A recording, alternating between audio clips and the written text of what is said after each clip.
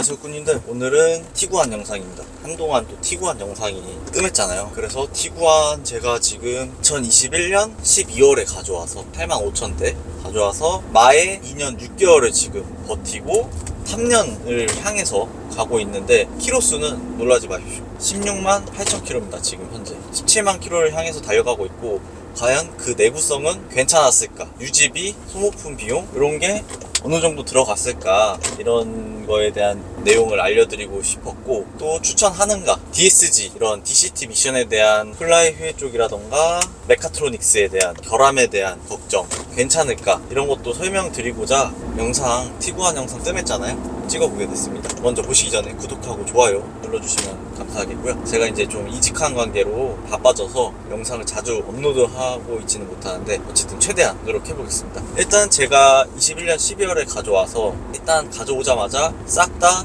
오일류를 교체를 했어요. 미션 오일, 엔진 오일, 버 오일, TC 오일, 다 브레이크 액까지 이런 걸 다 교체를 했고, 윈터 타이어도 구매해서 사용을 했고요. 그 다음 타다가 한 14만쯤이었죠. 제가 영상 올렸을 때가 14만이었는데 그때 타이밍 배터리 교환을 해줍니다. 그게 한 55만원 정도 나왔던 것 같은데, 그때 당시에서 이제 제가 영상을 올렸는데 제 구독자분들이 많이 찾아가 주셔가지고 오일플레이스 사장님이 한동안 타이밍 배틀만 엄청 하셨다고, 그리고 감사하다고 이렇게 얘기해 주시더라고요. 뭐 광고 같은 거 절대 아니고요. 저는 내돈내산으로 다 정비 작업을 했습니다. 17만을 향해 달려가고 있는 그 와중에 사실상 그거랑 저번 주에 미션 오일과 TC 오일, 디퍼 오일, 각종 하이덱스 오일까지 세트로 다 교환을 해줬는데, 요게 또 35만원 정도밖에 안 했어요. 그래서 저는 사실 미션 오일만 해도 거의 국산차 해도 20만원 정도 들거든요. 이게 왜냐면 리터수가 엄청 많이 들어가요. 미션 오일 같은 경우에는 순환식으로 밀어주면서 계속 빼줘야 되는데, 이게 오일 리터수가 막 많이 들어가다 보니까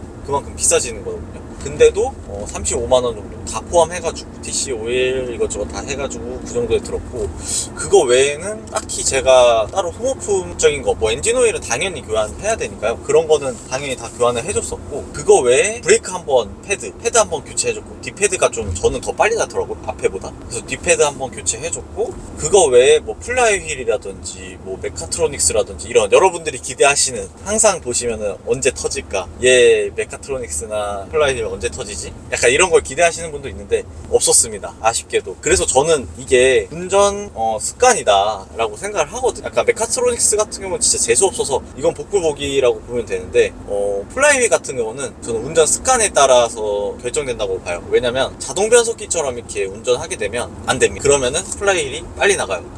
약간 저는 아반떼 스포츠를 운전했을 때도 DCT였기 때문에 약간 그게 익숙해져 있었거든요. 그리고 그거를 다루는 방법도 많이 배웠었고, 저도 검색해서 배웠었고 해서, 거기서 했던 말들 중에 이제 알려드리면은, 먼저 뭐 막히거나 이랬을 때 기어를 끌면 안 돼요. 치고 나갈 때는 확 치고 나가줘야 되고, 이거 기어를 물고 있으면 안 돼요. 그러니까 수동 운전 해보신 분은 알겠지만, 클러치를 계속 물고 있으면은 이 클러치 산발이가 나가잖아요. 그것도 DCT 미션도 똑같습니다. 자동화된 수동 미션이기 때문에 그런 부분이 있으면은 더 과열이 되고 클러치가 수명이 더 짧아지게 됩니다. 그래서 치고 나갈 때는 확 치고 나가주시고, 아닐 때는 단수를 낮추던가, 애매하게 있으면 안 돼요. 자동 변속기는 그런 거 상관없이 편하게 주행해도 큰 문제가 없는데, 이런 DCT 미션 같은 경우에는 이런 부분도 좀 챙겨줘야 됩니다.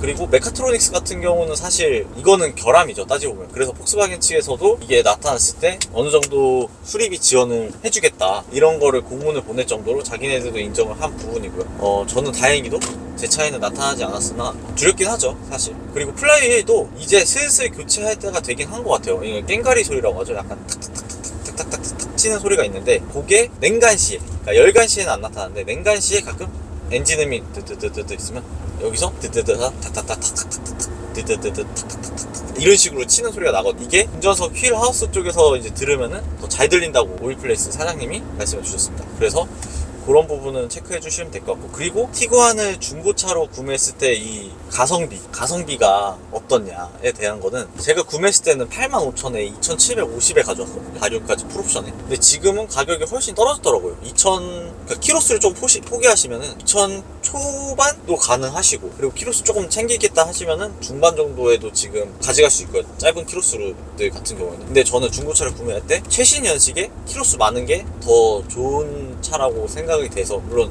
제 개취입니다. 그리고 합리적인 의심으로 최신 연식의 장거리를 많이 뛰었으니까 당연히 더 많이 소모품도 갈아주고 잘 신경을 썼을 확률도 높고요. 대신에 뭐 오래된 연식의 짧은 키로수는 오히려 그 연식 동안 3만 킬로밖에 안 탔어요. 예를 들어 연식이 8년 됐어요. 근데 3만 킬로밖에 안 뛰었어요. 그러면은 이 차주가 키로수가 도달이 안 됐는데 엔진오일 갈아줬을까? 이런 합리적인 의심이 들거든요, 솔직히. 그래서 짧은 키로수는 별로 선호하지 않습니다. 차라리 최신 연식에 많은 키로수를 타는 게 더 좋아요.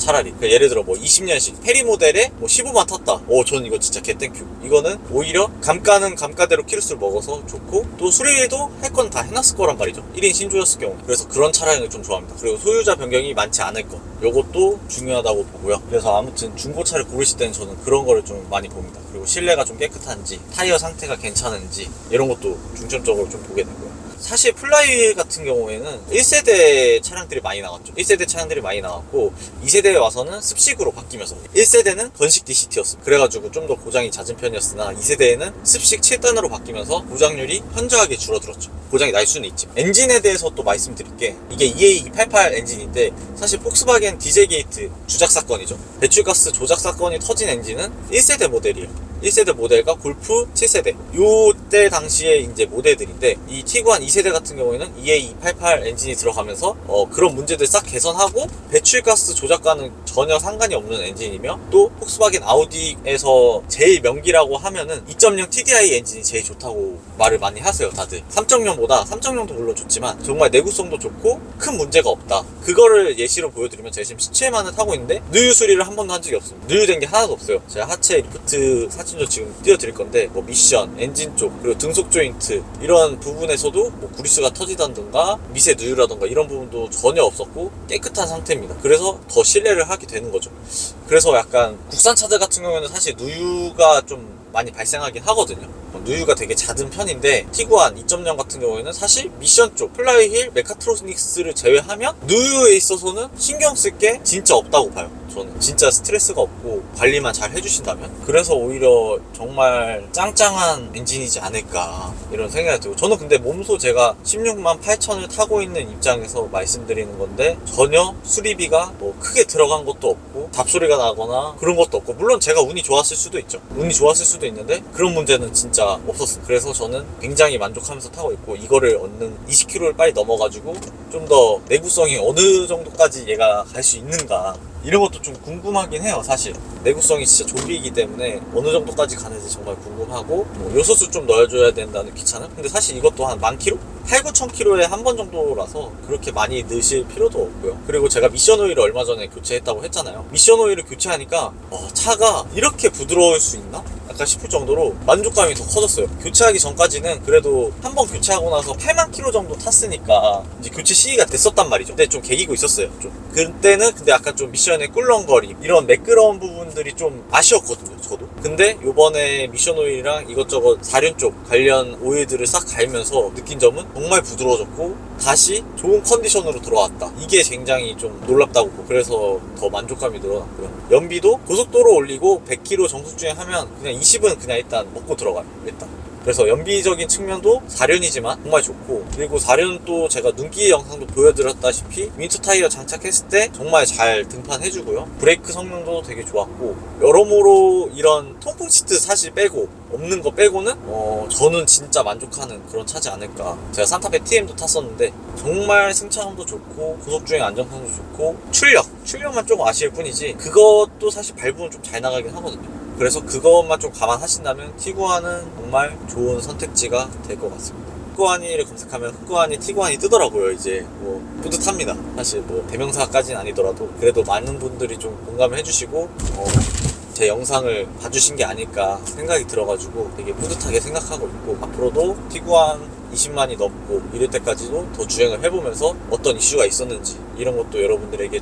좀 말씀드리고 싶어요. 그래서 오늘은 이렇게 티구안에 대한 2년 7개월 차, 이 마에 2년 6개월, 제가 2년을 넘긴 적이 없었어요. 사실 2년 6개월, 아반떼 스포츠가 2년 6개월이 최대였는데 이 기변병을 참고 넘길 정도로 얌전하게 잘 타고 있는 차량이라고 보시면 될 것 같고, 그만큼 만족도가 높은 차량입니다. 여러분들께 이런 것 좀 말씀드리고 싶었고, 언제든지 티구안에 대해서 궁금하신 게 있으면 댓글로 항상 남겨주시면 제가 확인하고 시간이 났을 때 댓글 달아드리겠습니다. 뭐 다른 것들은 항상 티구안 칭찬을 너무 많이 해가지고 이미 다 아실 거라고 생각합니다. 오늘도 영상 이렇게 티구안 찍어봤고요. 저는 다른 영상으로 또 뵙겠습니다. 오늘도 제 영상 봐주셔서 감사합니다.